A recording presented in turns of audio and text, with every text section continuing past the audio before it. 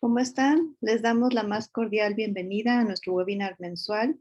El tema del día de hoy es el diagnóstico prenatal no invasivo mediante DNA fetal libre. Estamos muy contentos de tener el día de hoy con nosotros a la doctora Linda Medina Valdés. Voy a leerles un poco de su trayectoria profesional de la doctora. Ella es médico egresado de la licenciatura de médico cirujano por la Universidad La Salle. Tiene la especialidad en genética médica por la Universidad Nacional Autónoma de México. Cuenta asimismo con la alta especialidad en medicina genómica del Instituto Nacional de Medicina Genómica y la Universidad Nacional Autónoma de México. Entre sus áreas de interés están la interpretación y análisis de técnicas moleculares y genómicas, diagnóstico y prevención de patologías de base genética, farmacogenómica y terapia molecular. Muchísimas gracias, doctora, por haber aceptado la invitación y vamos a dar inicio a nuestro webinar. Muchas gracias.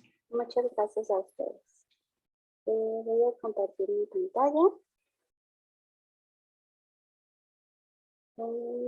Me confirman si ya la pueden ver. Sí, doctora, ya se puede ver. Muy bien. Listo, pues buenas tardes y buenas noches. Muchas gracias a ustedes por la invitación y el día de hoy vamos a hablar de diagnóstico prenatal no invasivo mediante DNA fetal libre. Para hablar de esto, más que hablar de un diagnóstico, hay que hablar de un tamizaje prenatal. ¿Por qué hacemos esto? Porque queremos proporcionar información sobre la causa y el riesgo de recurrencia que puedan tener las pacientes embarazadas de tener alguna cromosomopatía o alguna enfermedad genética. Para esto sabemos que de 3 de cada 100 recién nacidos vivos presentan alguna alteración congénita y que esta cifra aumenta con las pérdidas gestacionales o los fetos que no nacieron. En los abortos espontáneos de primer trimestre sabemos que casi la mitad representa, a la mitad de estos presentó alguna cromosomopatía, es decir, alguna alteración a nivel de cromosomas, y todo este tamizaje prenatal lo hacemos con el afán de identificar la causa y poder asesorar a nuestros pacientes sobre el riesgo de recurrencia. ¿Cuál es el riesgo de recurrencia o cuál es el riesgo de cromosomopatías que se puede basar o está basado en la edad materna? Sabemos que podemos tener alguna cromosomopatía a las mujeres o tener hijos con alguna cromosomopatía desde la edad de los 20 hasta los 40 años. Sabemos también que este riesgo se aumenta con la edad, a diferencia, por ejemplo, de las pacientes más jóvenes tienen menos riesgo que las pacientes con mayor edad. Estas cromosomopatías son trisomía 21, trisomía 13, trisomía 18 y también algunas otras aneuploidías como monosomía del X. Entonces, ¿qué es el tamizaje genético prenatal? El objetivo de esto es la detección de enfermedades fetales de origen genético. Es importante saber que todas las mujeres entonces tenemos el riesgo de padecer o de tener un hijo con alguna enfermedad, por lo cual es importante contar con unas pruebas de tamizaje y estas pruebas que estudien a toda la población, justamente por eso son de tamizaje, y con base en ello seleccionar a aquellas pacientes que tengan alto riesgo de padecer la enfermedad y a ellas ofrecerles pruebas diagnósticas específicas. Por lo tanto, el tamiz prenatal o todo este estudio de tamizajes que hacemos es una cadena de decisiones que implican o que es importante para las decisiones de la pareja. Con esto me refiero a que tenemos que estar siempre al pendiente de la pareja. Hay que recordar que un embarazo tenemos que estar al pendiente tanto de la mujer como del hombre y que estas decisiones que se tomen con base a este tamizaje deben de ser de 2. El tamizaje genético prenatal, tenemos unos marcadores que tenemos que utilizar para saber si este tamizaje genético puede ser de gran relevancia o no. ¿Cuáles son estos? El índice de detección, el índice de falsos positivos y el valor predictivo positivo. Hablando del índice de detección, esta es la proporción de individuos afectados cuyo tamiz va a ser positivo. ¿A qué me refiero con esto? Por ejemplo, si hacemos un tamizaje y 8 de cada 10 salen positivos, quiere decir que tenemos un índice de detección del 80%. Los falsos positivos se refieren a aquellas o representa todos los casos con un resultado positivo, pero que no están afectados. Y esto se ejemplifica con un resultado, por ejemplo, del 3%, quiere decir que el 3% de la población estudiada va a tener algún resultado positivo. Este valor predictivo positivo es uno de los más importantes, pues es el estándar de oro para definir si una prueba puede ser utilizada como tamizaje o no, y va mucho en relación con la prevalencia de la enfermedad. Y significa una proporción de individuos con un tamiz positivo que realmente van a estar afectados. Por lo cual, estos 3 puntos nos van a ayudar a definir si los individuos con un tamiz positivo, con todas estas pruebas de las cuales les voy a hablar, pueden realmente tener un padecimiento. Por cuestiones de tiempo y por cuestiones de dinámica, vamos a hablar de este tamizaje de primer trimestre solamente, y sabemos que se hace entre la semana 11 y a la 13.6. Este tamizaje de primer trimestre se basa en ultrasonido y se basa también en marcadores bioquímicos. Respecto al ultrasonido, tenemos la longitud cráneo-caudal y la translucencia nucal. Esta translucencia nucal como tal, y es un marcador aislado que representa la enfermedad o alguna cromosomopatía más importante. Y también se puede calcular, dependiendo, tenemos algunos percentiles de algoritmos diagnósticos, algoritmos que utilizan también ciertos algoritmos para que son específicos para determinar si nuestro paciente puede ser o puede tener trisomía 21 o alguna otra cromosomopatía. Respecto a los marcadores bioquímicos, tenemos la subunidad beta de la gonadotropina coriónica humana y también tenemos la proteína plasmática asociada al embarazo. Dependiendo de cómo estén estos marcadores, tanto del ultrasonido como marcadores bioquímicos, podemos darle a nuestro paciente o a nuestra paciente, a la pareja, tener algún riesgo mayor, menor o bajo de tener alguna enfermedad genética.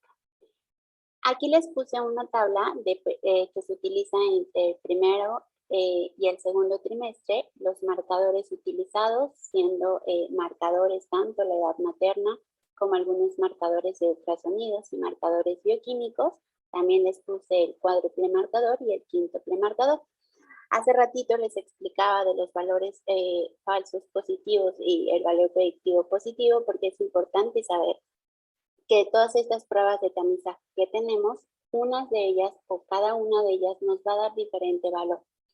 Casi todos vamos a tener estos casos o estos falsos positivos del 5%, excepto una prueba de tamizaje muy importante de las cuales les venimos a hablar, que es el DNA fetal libre en sangre materna. Tiene una tasa de falsos positivos de 0.1 a 0.2%. Y el valor predictivo positivo también está relacionado, o cada una de estas pruebas de tamizaje tiene un valor predictivo positivo importante. Acuérdense que el valor predictivo positivo está mucho en relación con el estándar de oro. Y un índice de detección también que es diferente en cada uno de ellos. Tenemos índices de detecciones entonces de tamizaje desde el 71% con marcadores de segundo trimestre hasta un 99% justamente con el DNA fetal libre de sangre materna. ¿Cuál es la mejor prueba de tamizaje genético prenatal que puedo utilizar?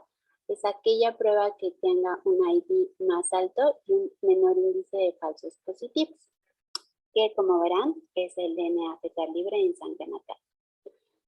¿Por qué en todos los casos sí les puse el valor predictivo positivo de tanto de los marcadores de primero y segundo trimestre y no se les puse respecto al DNA fetal libre? Justamente porque este DNA fetal libre va a estar muy relacionado con la edad de la paciente y el riesgo de cromosomopatía que vamos a tener.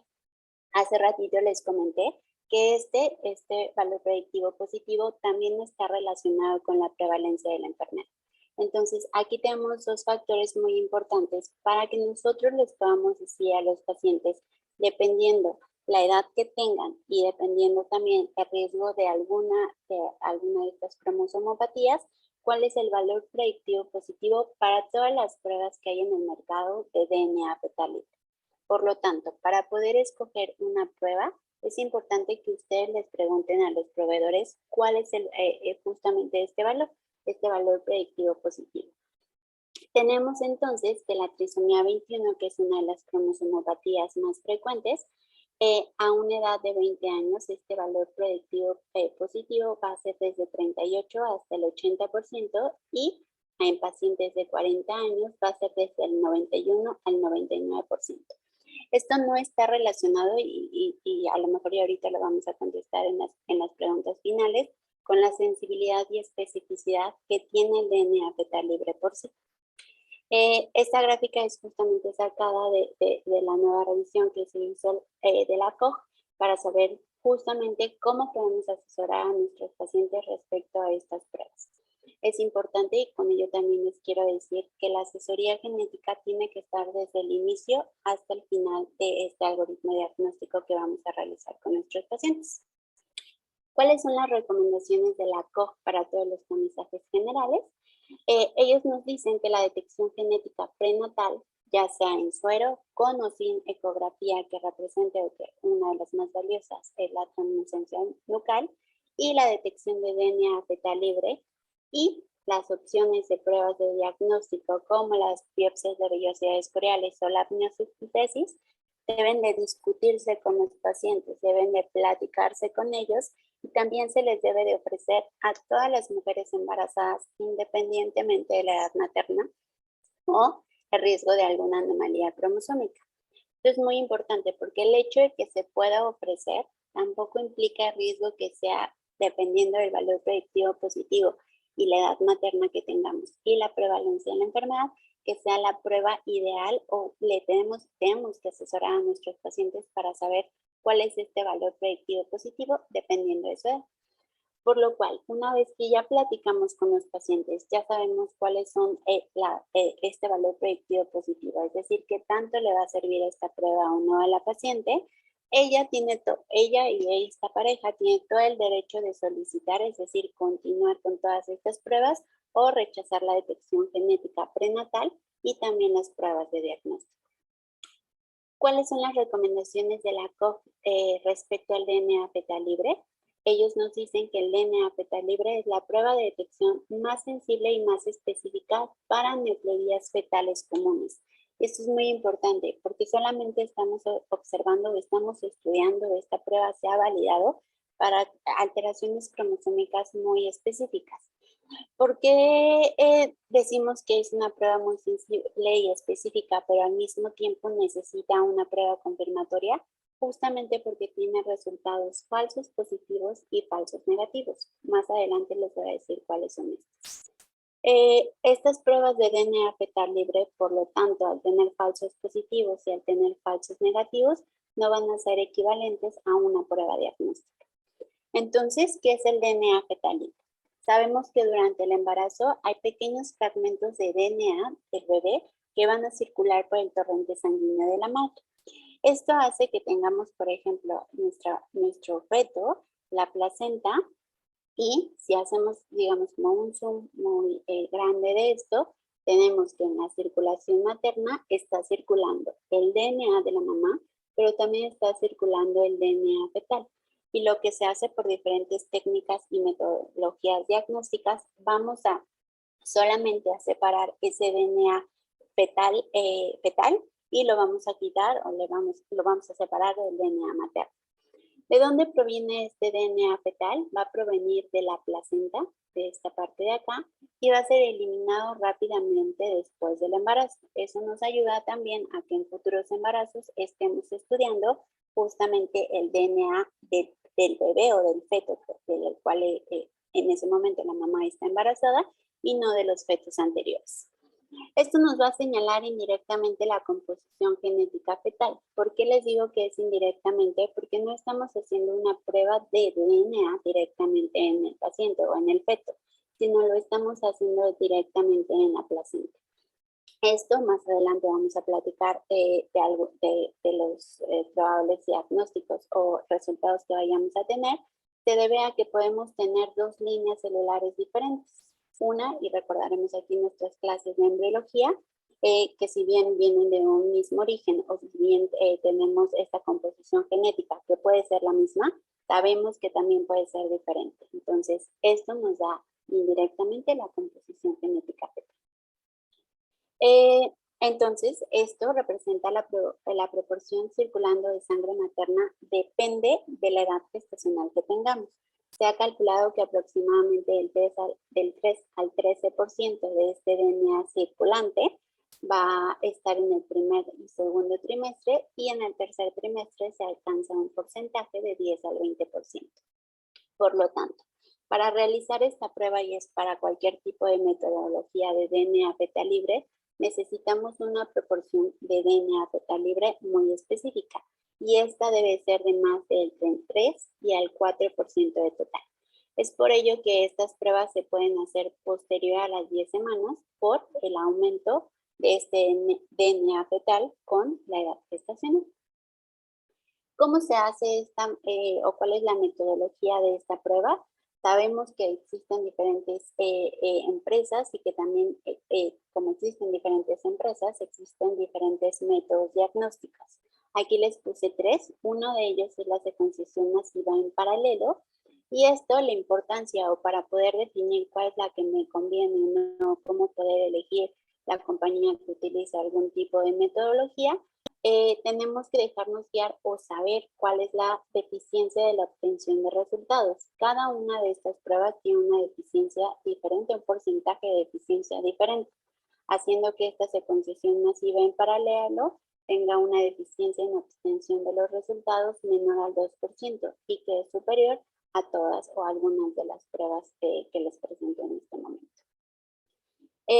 A manera de resumen, este DNA fetal libre es una metodología, es una prueba que solamente requiere sangre materna, es como si nos tomáramos una biometría hemática. Se puede realizar a partir de las 10 semanas, hablando de esto justo por el porcentaje de DNA fetal libre. Todas las pruebas, todas, y esto ya se ha validado en muchas ocasiones, tienen una sensibilidad del 98% y una especificidad del 99%. Esto hace tiempo hizo como que creyéramos, o que tanto los ginecólogos como los genetistas creyéramos que esta era una prueba que nos ayudaba muchísimo a detectar las cromosomopatías, o que ya iba a sustituir a la amniocentesis o algún otro tipo de prueba confirmatoria. Hoy en día sabemos que esto es incorrecto y que tenemos que hacer estas pruebas de confirmación justo por los falsos positivos. Está solamente validada para tamizar las principales aneuploidías, y esto es justamente por las pautas que nos da la COG. De estas aneuploidías son la trisomía 21, la trisomía 13 y la trisomía 18, y también la monosomía del X. Esto se requiere una confirmación por otros métodos diagnósticos. Puede utilizarse también en embarazos gemelares.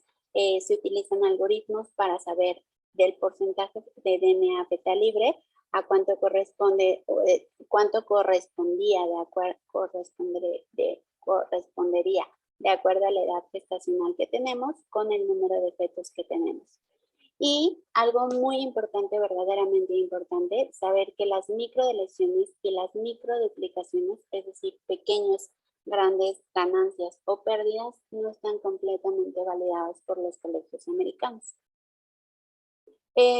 Como les comentaba hace ratito, este DNA fetal libre fue un paradigma, de verdad, en 2011, cuando empezó a salir todo este tipo de técnicas, cuando sabíamos que teníamos una especificidad y sensibilidad muy grande comparado con otras pruebas de tamizaje, nos llevó a cometer muchos errores, también a hacer unos diagnósticos erróneos y asustar a las pacientes. Esto es especialmente en mujeres con alto riesgo para aneuploidía fetal. A las mujeres que nosotros como ginecólogos, o ustedes como ginecólogos, puedan considerar que son pacientes con alto riesgo, son las pacientes que podemos tener, o en que este estudio les va a servir muchísimo más. Por lo tanto, y como es una prueba que cada vez está más en auge, que cada vez está está creciendo más, todos los profesionales de la atención debemos estar preparados justo para poder platicar con nuestros pacientes cuáles son los riesgos, cuáles son el pronóstico, llevar a nuestros pacientes, a nuestra pareja, a conocer el riesgo de saber de un resultado, los beneficios, pero las limitaciones también. Esto es súper importante de estas pruebas de detección, y qué es lo que va a pasar si algún diagnóstico se confirma o qué es lo que va a pasar si tenemos algún diagnóstico de sospecha. El DNA fetal libre, es un método de tamizaje más efectivo para la trisomía 21 con un ID de 99% y una tasa de falsos positivos menor al 0.1%. ¿Qué es lo que nosotros estamos ofreciendo? Ofrecemos la prueba de Q-natal. Esta es una prueba de detección prenatal no invasiva y una de las cuestiones muy importantes o que nos diferencia de alguien más es que se puede hacer para embarazos múltiples. Sabemos entonces que en general, y eso muchas casas también lo dicen, que nuestro índice de confiabilidad o índice de sensibilidad, bueno, sensibilidad o especificidad es del 99%, y eso pasa con nuestra prueba y pasa con cualquier otra.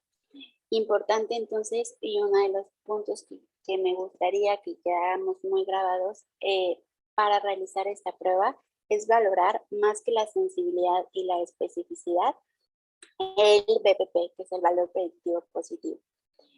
Con esta prueba podemos reportar anormalidades cromosómicas fetales más comunes, que son las validadas por la COG, y la podemos realizar a partir de la 10ª semana de gestación.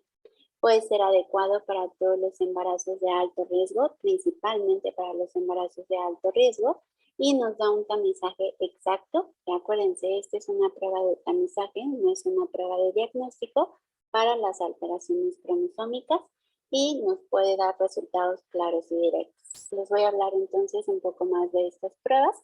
Sabemos que estas pruebas de tamizaje prenatal no invasivas, que están basadas en DNA fetal libre, muestran o han demostrado resultados confiables. ¿Cuáles son nuestros resultados? Tanto de resultados positivos y de sensibilidad y especificidad, y también la tasa de detección de ellos. Si se fijan en embarazos múltiples, y esto es lo que les comentaba hace ratito, el 8 de 8, ¿no? De cada cuántos pacientes me salieron positivos y cuáles de verdad si eran positivos, es una de las cosas que nos tenemos que fijar.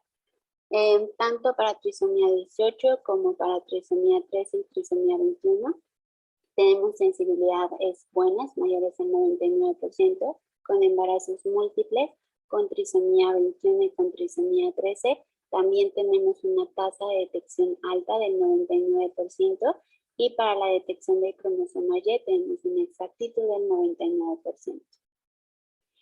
¿Cómo se realiza nuestra prueba? Se realiza con secuenciación masiva paralela.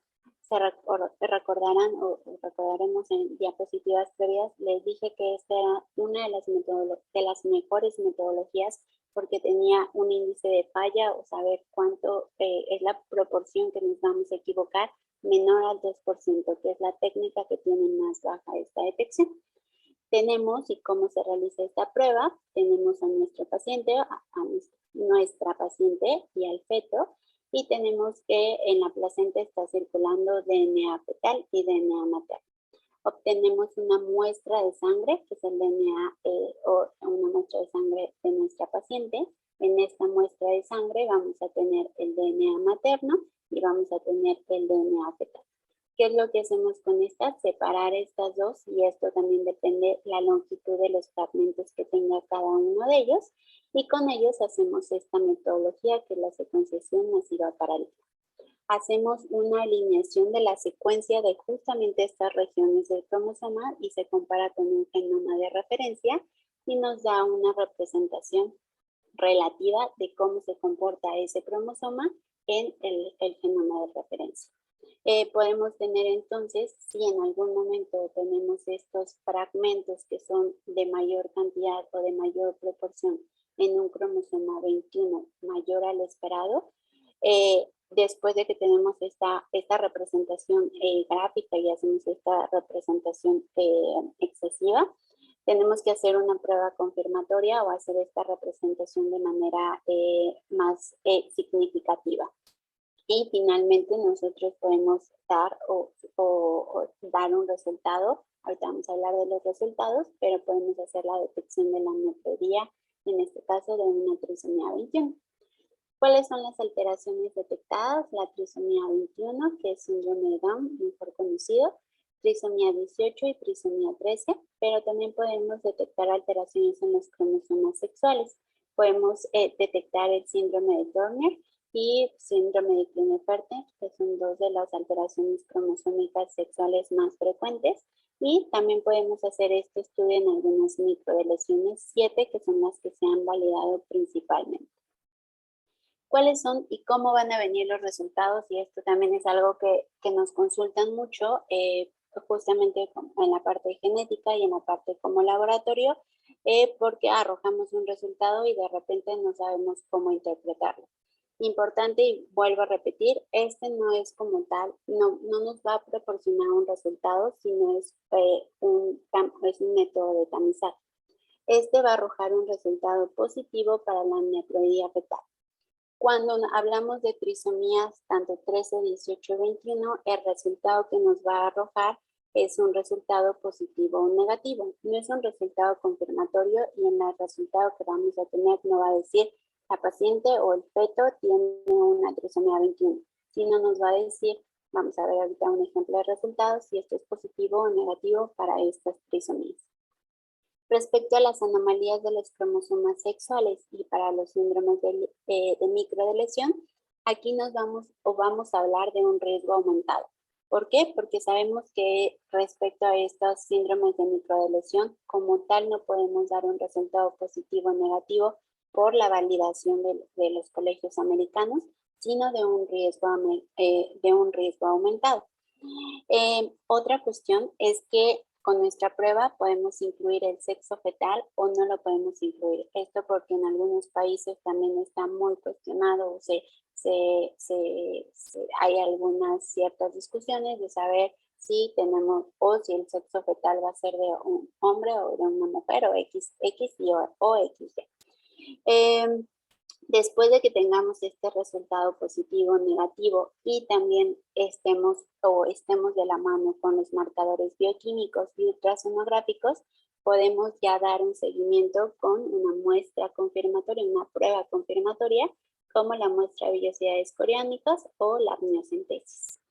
Entonces, para el cromosoma 21, 18 y 13 tenemos resultados positivos y negativos. Para los cromosomas X y Y podemos tener, si es que tenemos alguna alteración cromosómica en estos dos, tenemos resultados adicionales.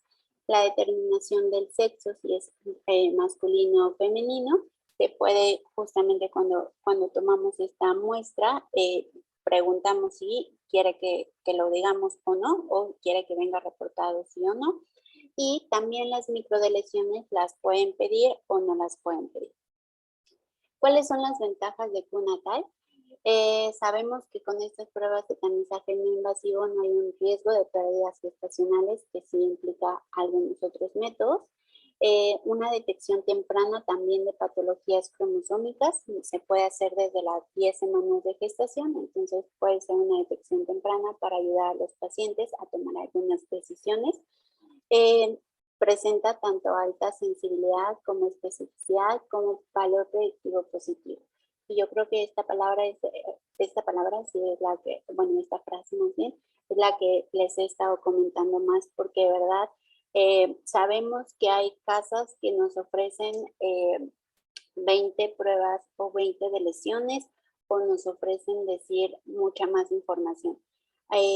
Es importante que preguntemos entonces estos valores, saber cuál es la probabilidad, cuál es la posibilidad de poder asesorar a nuestros pacientes. Este es un ejemplo de resultado. Entonces, como les comentaba, para trisomía 13, 18 y 21 tenemos resultado positivo o negativo. Tenemos el sexo cromosómico, que lo representamos de esta como hombre o mujer. Tenemos también importante la fracción fetal. Una de las pautas de la COG es que la prueba, la casa de laboratorio que podamos utilizar nos ofrezca o nos ejemplifique cuál es el porcentaje de fracción fetal. Nosotros también lo estamos reportando. Con este porcentaje de fracción fetal, como comentaba, hay un algoritmo que nos dice o que nos indica el número de fetos que podemos tener, la edad gestacional y los días. Principalmente nos basamos en el ultrasonido que nos comenta. Podemos detectar también alteraciones sexocromosómicas o algunas alteraciones en microdeleciones. ¿Cuáles son las consideraciones que tenemos que hacer para este DNA fetal libre? No nos detecta anomalías en el número de copias, ya que me refiero con esto a grandes pérdidas o a grandes deleciones de los cromosomas que no sean de los estudiados, o sea, de los cromosomas 13, 18, 21 o del cromosoma X y Y también algunas alteraciones que solo detectan alguna parte específica de un cromosoma, de este cromosoma, pero que está fuera de las regiones de interés de estos cromosomas o de alguna microdeleción. Importante también, no puede identificar alteraciones congénitas como son los defectos del tubo neural. Los defectos del tubo neural también son patologías de origen congénito que son muy frecuentes, que se pueden prevenir, pero esta prueba, o sea, todas las pruebas de DNA fetal libre no pueden incluir o no pueden identificar defectos del tubo neural o algunas enfermedades congénitas aisladas, específicamente las cardiopatías congénitas. ¿Cuál es el impacto clínico de esto? Es esencial el asesoramiento genético de la pareja antes y después de la prueba. Y de verdad hemos tenido casos y nosotros también les ofrecemos a platicar con los pacientes para darles un mejor asesoramiento, para llevarlos mejor a tomar alguna decisión que sea, vamos a hablar un poco más adelante de esto, pero la decisión debe ser de la pareja. Nosotros como genetistas o asesores genéticos no podemos dar ni un diagnóstico ni podemos decir cuál es la opción que se va a tomar o cuál es la respuesta a esta pregunta que nos hacen, que vaya que sí hay muchas, sino podemos dar todo el panorama general, podemos ofrecerle todas las pruebas diagnósticas, pruebas terapéuticas y todo, digamos, como todo el panorama de la enfermedad, y ellos son los que toman esta decisión. Entonces, nuevamente les comento, es una prueba de tamizaje, por favor, por lo cual requiere un método de confirmación, porque en esta prueba podemos tener falsos positivos, falsos negativos, y cualquier prueba que sea confirmatoria necesita hacer una prueba invasiva.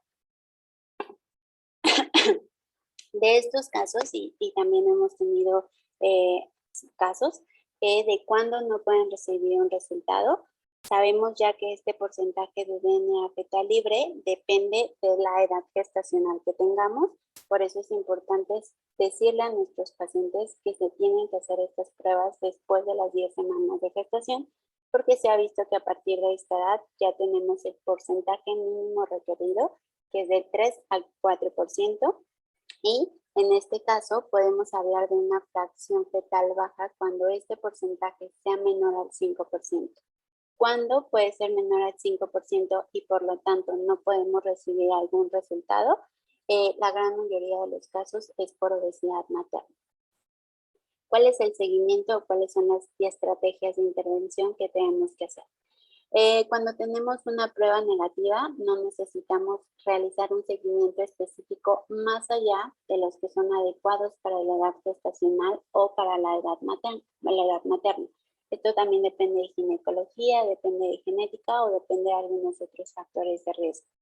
Sin embargo, cuando esta prueba tiene un resultado negativo, pero también tenemos nuestro ultrasonido, nuestros marcadores bioquímicos que nos recuerdan o que nos están indicando que podemos tener alguna otra cromosomopatía o incluso la translucencia nucal puede ser específico de algunas otras alteraciones genéticas, tenemos que seguir estudiando al paciente, ¿no? Más allá de estos, del seguimiento que tengamos que hacer para la edad gestacional. Cuando tengamos algún resultado positivo o de mayor riesgo, esto ya es cuando entramos o tenemos mayor peso genética y ginecología, porque a partir de lo que vamos a hacer en este momento que ya tenemos este tamizaje y vamos a solicitar una prueba invasiva, una prueba confirmatoria, todos estos pasos sí tienen que hacer un grupo para poder platicar de las decisiones que vamos a tomar. Se debe ofrecer entonces confirmación diagnóstica con amniocentesis y biopsia de escoriales. ¿Cuándo podemos tener falsos positivos y falsos negativos? Aquí les he listo una lista de algunas cuestiones que pueden incluirse, pero que no se van a limitar. Uno de ellos es el mosaicismo confinado a placenta, que es cuando tenemos 2 o más líneas celulares.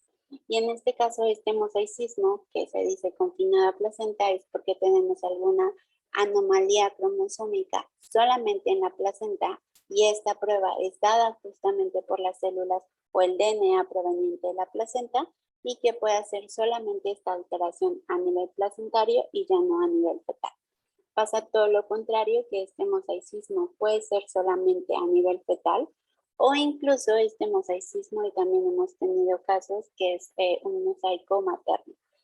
Un ejemplo de esto puede ser que la mamá tiene un complemento cromosómico 45X con otra línea 46XX, y cuando tomamos esta muestra, o inclusive esto también nos pasa una vez con algún feto, tenemos que evaluar y tenemos que dar este asesoramiento genético de que esto puede estar pasando.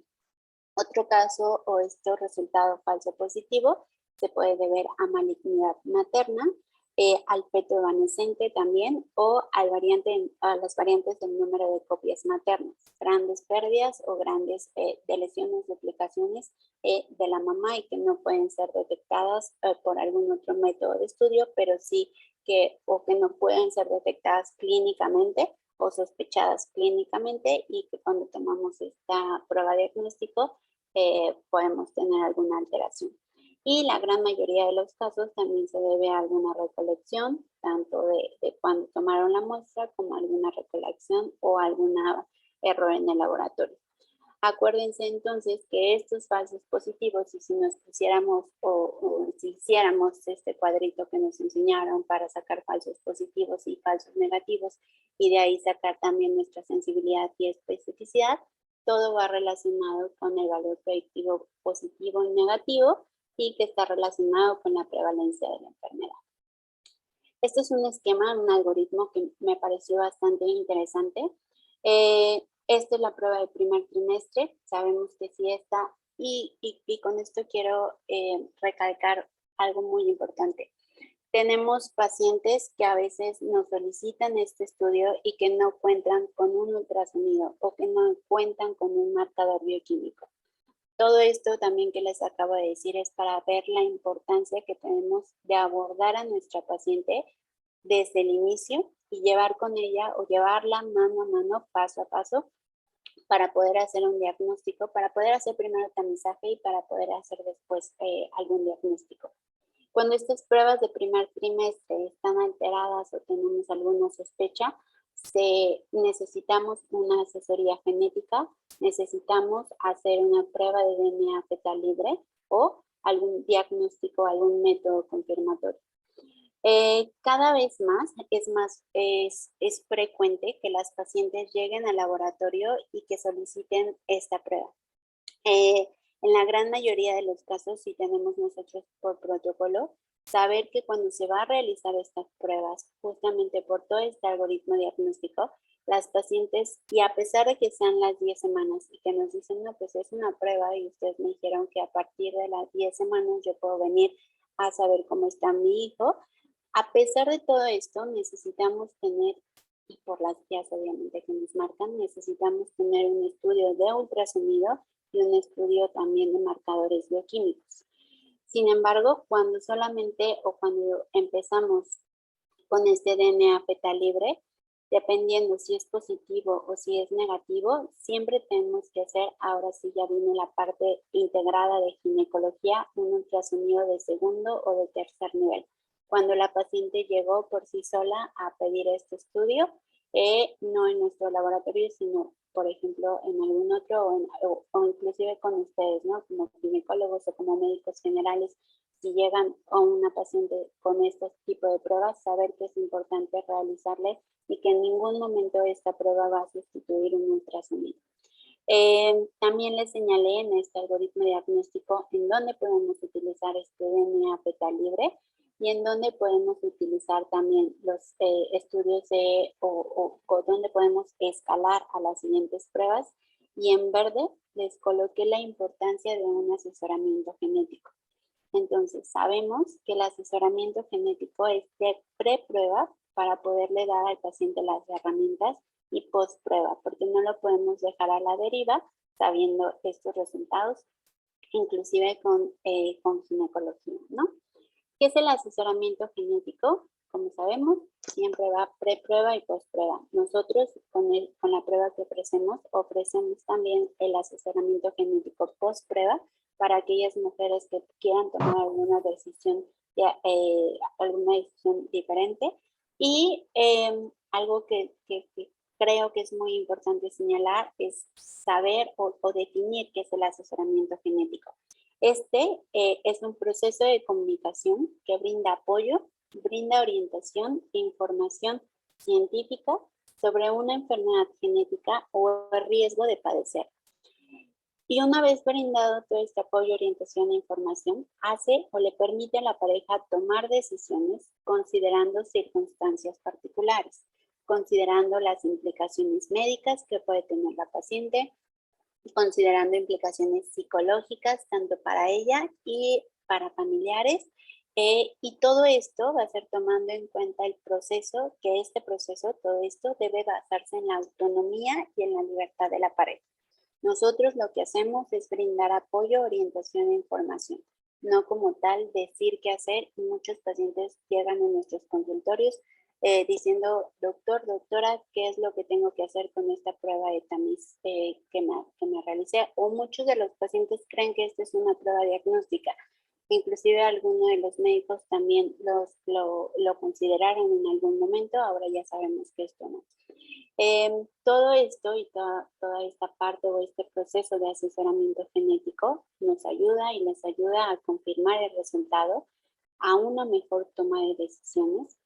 Les ayuda también a planear el embarazo, qué es lo que sigue, qué es lo que vamos a hacer como pareja, qué es lo que vamos a hacer como médicos, y al final de cuentas nos convertimos también en un apoyo emocional de ellos, y en algunos casos, dependiendo del tipo de cromosomopatía que tengamos, empezar con los cuidados paliativos perinatales.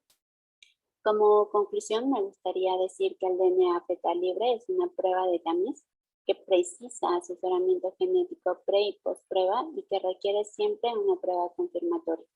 Nunca va a sustituir al ultrasonido estructural ni a pruebas de diagnóstico, como puede ser un cariotipo o un estudio de microarreglos, y solamente es utilizado para la evaluación de cromosomopatías, principalmente 13, 18, 21, algunos los cromosomas sexuales y algunas microdeleciones. Pero importante, esta última, inclusive con nosotros tenemos las que sí ya han estado validadas, pues las más validadas por el Colegio Americano de Ginecología y Obstetricia. De mi parte sería todo, creo que apenas nos da un poco de tiempo para preguntas y respuestas. Muchísimas gracias, doctora. La verdad es que muy interesante la plática. Tenemos aquí algunas preguntas, voy a proceder a leerlas. Aquí tenemos una, ¿detecta mosaicos y translocaciones robertsonianas? Nos pregunta. No, justamente esta prueba de DNA fetal libre nos ayuda a evaluar cromosomopatías, principalmente trisomías o aneuploidías, es decir, alteraciones en el cromosoma completo. Cuando nosotros hablamos de alguna translocación robertsoniana o queremos saber si, por ejemplo, la trisomía 21 es secundaria de una translocación robertsoniana, necesitamos hacer otro tipo de estudio, por ejemplo, o un cariotipo o algún estudio de microarreglos. Gracias, doctora. Tenemos aquí otro comentario. ¿Es recomendable efectuar un DNA fetal antes del ultrasonido del primer trimestre? No es recomendable, de hecho, justamente por eso puse este algoritmo, porque hemos tenido de verdad muchos pacientes que llegan al laboratorio, llegan a sus laboratorios a solicitar esta prueba y llegan sin ultrasonido. Muchas de ellas también se enojan porque me dicen, pues, ¿por qué voy a hacer esto o por qué voy a pagar algún otro estudio adicional si yo solamente vengo por esto? Entonces, sabemos hoy en día que esta prueba es una prueba de tamizaje, sabemos que requiere y en el algoritmo diagnóstico requerimos una prueba tanto de marcadores bioquímicos como ultrasonográficos y que no se puede hacer. Ahora sí que no es cuestión de dinero, sino de saber el algoritmo diagnóstico que se tenga que hacer. En muchas ocasiones lo que hacemos también nosotros es que en ese momento le tomamos el ultrasonido para saber cómo podemos evaluar y cómo podemos ofrecerle la prueba a las pacientes. De acuerdo, tenemos otro comentario. Dice, generalmente las pruebas de tamizaje son muy sensibles y poco específicas. Me sigue quedando dudas de la alta especificidad de la prueba. Exactamente, las pruebas de tamizaje, acuérdense que y esto es para todas las pruebas de tamizaje, para que una prueba de tamizaje podamos nosotros definir que de verdad nos está sirviendo como prueba de tamizaje, tenemos que basarnos en el valor predictivo positivo. Ese es el estándar de oro para saber si mi prueba, dependiendo del porcentaje que tengamos, es una prueba confiable para que yo le pueda comentar a mi paciente y que la pueda realizar. Ahora, ¿qué es lo importante aquí también? Que este valor predictivo positivo depende mucho, principalmente en DNA fetal libre, de la edad materna que tengamos.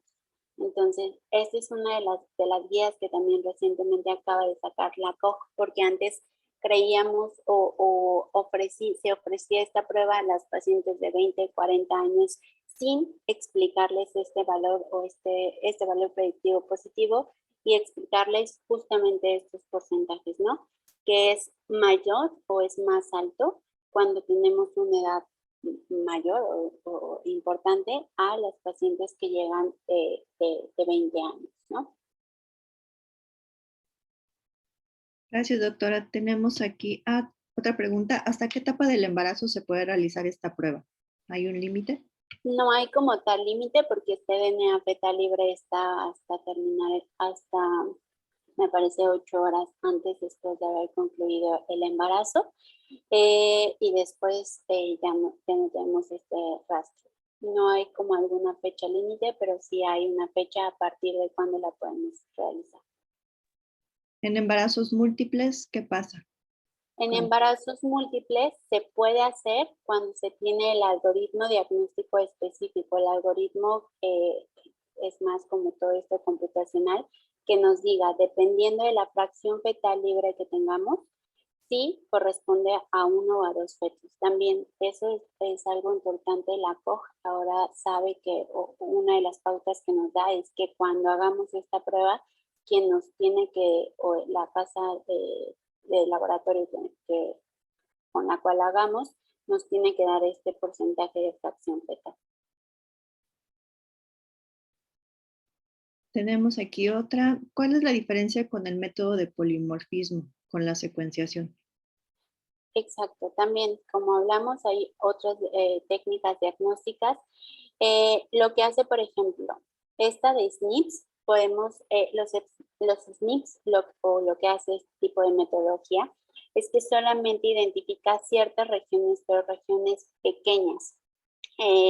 Y si en esta región pequeña, por ejemplo, si estamos hablando de trisomía 21, escogemos alguna región que no está relacionada con el número o la cantidad de DNA fetal, o nosotros cuando ya lo alineamos el genoma de referencia, si este SNP es muy pequeño, no vamos a poder detectar que ahí hay una ganancia en este cromosoma. Entonces, depende, y este tipo de metodologías, depende la cantidad de DNA o el ancho de DNA que estemos estudiando. Se ha visto justo que esta secuenciación masiva en paralelo es la que más nos acerca a que tengamos menos resultados negativos, a que tengamos menos falla en el diagnóstico. Nos preguntan también cuál es el porcentaje de la fracción fetal ideal que se debe de encontrar. Tiene que ser por arriba del 5%. Cuando es una fracción fetal baja es por abajo de este 5%. Y acuérdense que esta fracción fetal libre va a depender y va a aumentar conforme va aumentando el embarazo. Tenemos aquí otra. ¿Por qué influye la obesidad materna en el estudio? ¿Por qué interfiere? Esta es una pregunta que siempre o que muy frecuentemente nos hacen, y como lo podemos explicar es por la dilución que tenemos, ¿no? Entre más diluido tengamos este DNA fetal, y este DNA fetal Les voy a explicar de esta manera. Tenemos nuestra muestra de sangre y en esta muestra de sangre vamos a tener DNA materno como DNA fetal. Todo esto es nuestro 100% de DNA. Cuando tenemos obesidad materna, tenemos más probabilidad de que esta muestra, que este DNA esté más diluido, ¿ok? Que el DNA esté más diluido, no solamente tanto el DNA fetal o DNA materno, sino todo el DNA está diluido. Esto hace que si necesitamos una fracción fetal o el porcentaje de DNA fetal libre al menos del 5%, si hablamos de esta dilución, vamos a tener más DNA materno y menos DNA fetal. Por eso y la obesidad, y también tuvimos hace poquito alguna alteración con una paciente que era un poco, tenía algunas otras medidas antropométricas, pero va todo esto relacionado con la dilución que tengamos del DNA fetal. Ok, y tenemos la última pregunta. Marcadores bioquímicos, ¿cuáles podrían realizarse? Los marcadores bioquímicos depende de en qué etapa gestacional estemos. Si son de primero o segundo trimestre, si son triple o cuádruple marcador. Aquí les puse los que se utilizan en primero y segundo trimestre. Esta presentación yo se las paso, también todo esto queda grabado. Si en algún momento lo necesitan, pueden consultar con algunos ejecutivos y se las pasará. Pero las principalmente son utilizados son fracción beta, gonadotropina coriónica humana fracción beta, PAP-A.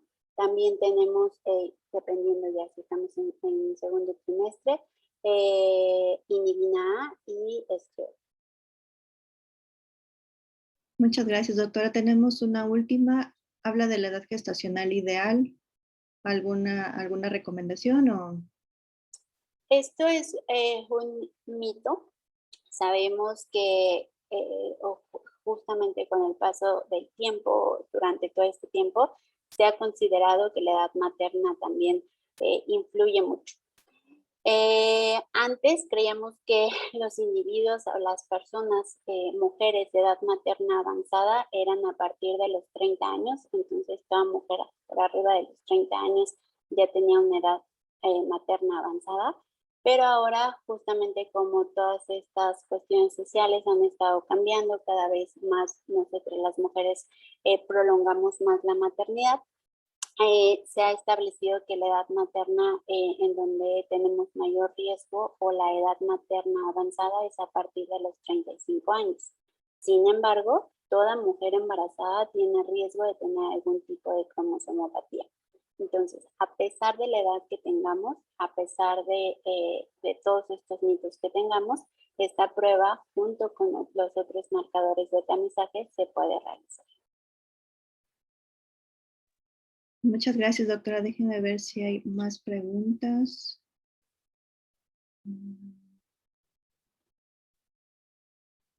Aquí hay un porcentaje de falsos positivos y falsos negativos. ¿Cómo podemos manejar esto con los pacientes en caso de falsos negativos?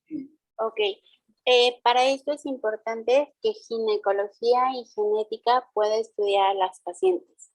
¿Cuáles son las posibilidades de que tengamos estos falsos positivos? Es decir, que tengamos un resultado que ya vimos que me arroja positivo o negativo, pero que realmente no.